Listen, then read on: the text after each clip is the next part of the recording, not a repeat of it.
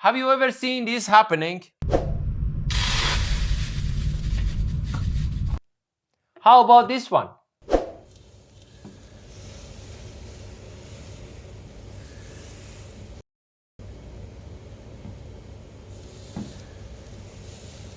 These are two typical experiences while working in a lab, which you may not do, but you most probably have seen this one.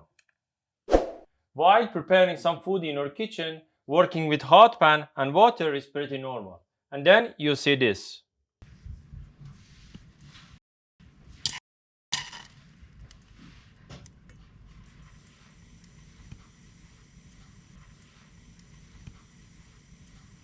In all of these situations, when a liquid is poured on a surface with a higher temperature, it jumps, levitates, and moves fast instead of just evaporating. Why? The answer is Leidenfrost effect. Today's topic is Leidenfrost effect, and we go directly to its basics. Welcome to Topics Basics. Hello friends! Wow, that was some intro. Sure, I checked some instruction videos here and there. What's up, everybody? Okay, Leidenfrost effect. When pouring a liquid on a surface with higher temperature, it logically should evaporate. But when the temperature difference is higher than a specific temperature, it makes a droplet that move fast and levitates. It is called Leidenfrost effect. It is attributed to Johann Leidenfrost, who reported it in 1756. But was he actually the first one who saw this phenomenon? The answer is no. This effect also, like many other discoveries in science, was started by someone else rather than the main discoverer as we know it now. Floating effect of a liquid drop on a hot surface has been seen and reported by Herman Boerhaave in 1732, his fellow countryman. But it wasn't investigated thoroughly. 2 decades later, Leidenfrost explained it in his book, A Trace about some qualities of common water.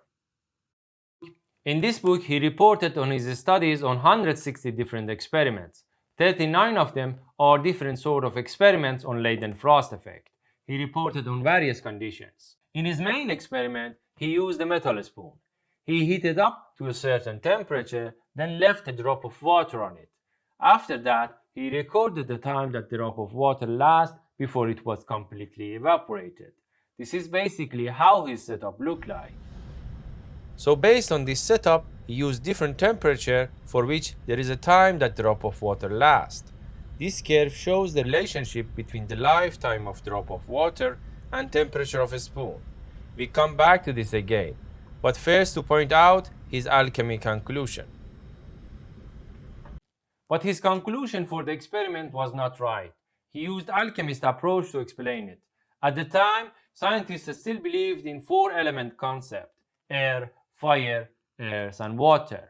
But Leidenfrost had evidence for his explanation. During his experiment, he observed that when water is evaporated, it left some small particles on the spoon. He concluded during this experiment, water is turned to earth by use of fire, a scientific explanation that was accepted at the time. If you are interested in elements, I have a video discussing about how the concept of the element was developed. Feel free to check it out from the link here or down in the description below. I like it. Hope you enjoy it. We could agree that his water was not as purified as our water. He had many salt in there. I actually added some sodium chloride salt in the lab to my water to recreate his experiment. I didn't have access to his water. What could I do? But this is what actually Leidenfrost effect is. Hot surface evaporates immediately the lower side of the drop, and then a vapor layer is formed between the droplet and the surface. So it is not in direct contact with the surface anymore. This layer protects the droplet from completely evaporating, because air is not a good heat conductor. It works as an insulator. And why this droplet is moving? This protective layer is not perfectly balanced on both sides.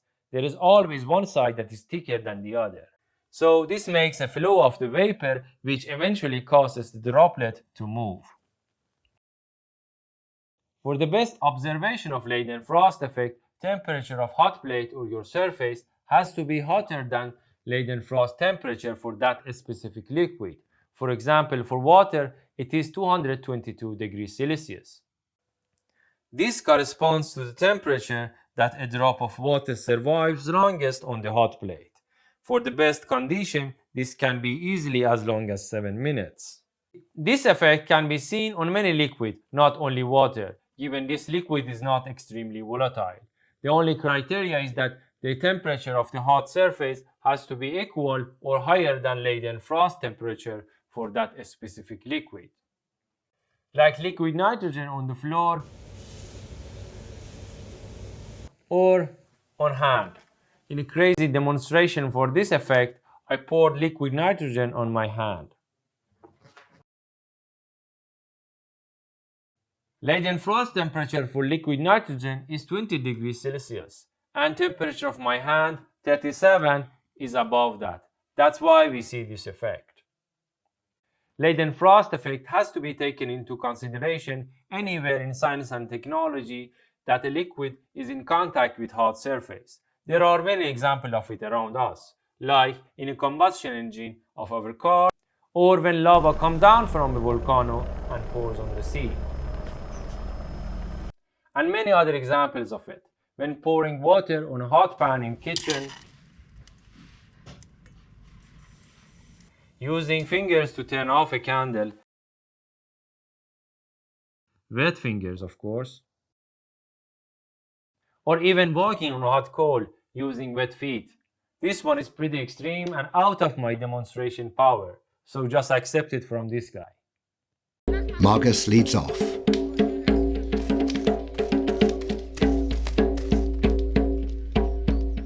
Intrepid ladies follow him. Leidenfrost effect can also happen in reverse. This is when a liquid is levitating on a much colder surface, like surface of liquid nitrogen. The isolating vapor layer is from liquid nitrogen and the rest is somehow similar. But in this case, levitation can last forever, as long as the cold surface is as cold as it should be. There are videos about reverse Leidenfrost effect. I will link to one of them that I enjoyed myself, a video by the legend Vertasium. You can find the link in the description below.